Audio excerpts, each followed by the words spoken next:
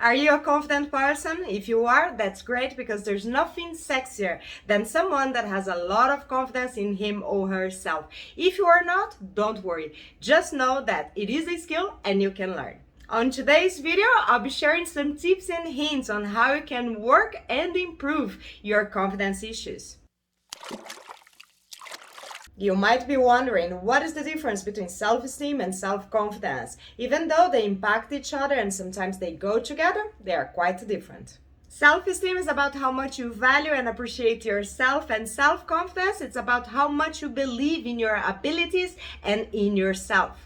A person with a high level of confidence might have a low self-esteem and vice versa. They are not attached. But there are good chances that if you improve one of them, it will help to improve the other. Even when people are confident most of the time, they will have issues in certain areas. Because confidence is about your belief in your capacity of doing something. And I don't know any human being that can perform every single task. That leads me to the first topic: know yourself. Make a list with all your strengths and weaknesses that will help you to raise your awareness about the things you are good at and the ones you are not. And now you might be saying, oh, I'm not good at anything. That's not true. That's a limiting belief. I already spoke about it in another video and you have to defeat it. That's impossible. Everyone has a gift. So if you cannot find yours, ask people around you. If you hear twice or 3 times the same positive thing about you, you gotta believe it. To become aware of your strengths will help you to build your confidence and might even improve your self-esteem. Now about your weaknesses, you have 2 ways that you can look at them. You either accept or you change them. You don't have to be good at everything. It is perfectly fine if you don't have any interest to improve certain areas. Just don't feel ashamed about them. Now, if it's something that really bothers you and makes a lot of difference in your life if you improve that, then just work on it. Anything that you'd like to improve in your life, you only need 2 things: knowledge and practice. Knowledge, you can find a lot of it out there for free. You just have to search for it. And practice, I'll be covering now in my next topic. Knowledge without practice is only knowledge. Knowledge with practice becomes a skill.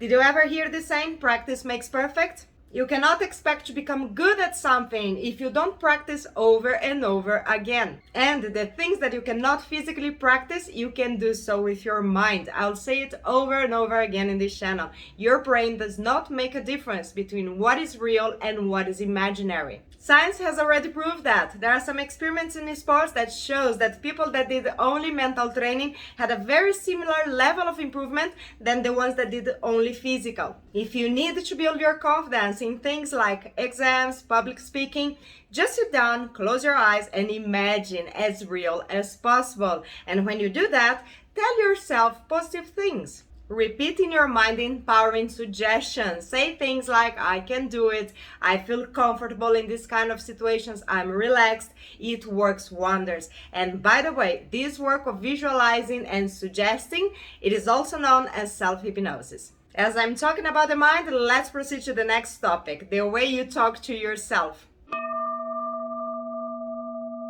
The way you talk to yourself inside your mind can really help you to build you as a person, or it can even destroy you. That's how powerful these inner voices are. So please learn how to control them. Meditation is one way of doing that. The second way, it is to raise your awareness about your thoughts and start to monitor them. And when you hear a negative thought, you have to fight back. Don't let your mind crush you all the time.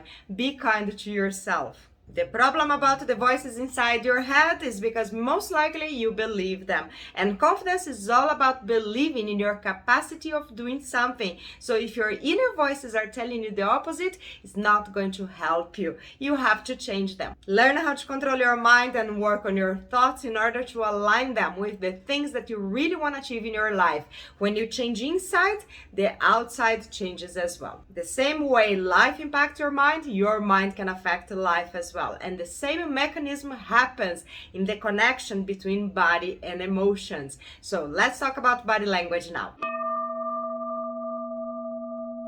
When I studied theater, I had a very interesting exercise about body language, and I would like to share it with you now so you can try at home. You have to walk for a few minutes as if there was a line pulling a certain part of your body. And these points in your body would be your forehead, nose, chin, chest, belly, hips, knees, and feet. You start the exercise walking as if you are being pulled by your forehead.